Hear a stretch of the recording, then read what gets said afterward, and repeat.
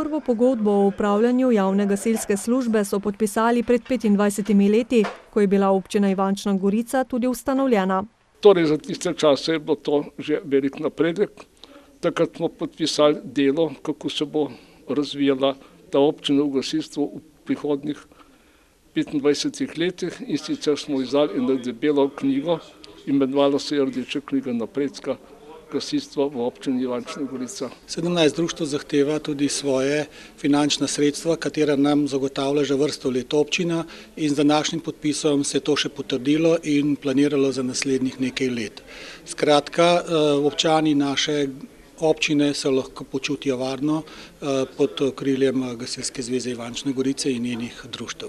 Njihova gasilska društva so dobro opremljena in uspešno skrbijo za pomladek.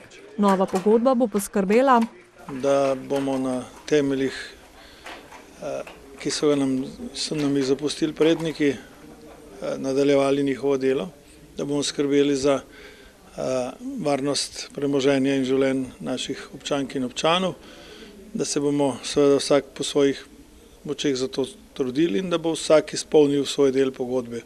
Gasilska društva v občini so tudi zelo uspešna na raznih tekmovanjih. Imamo dobro razumevanje občinskega sveta in župana in cele občinske uprave.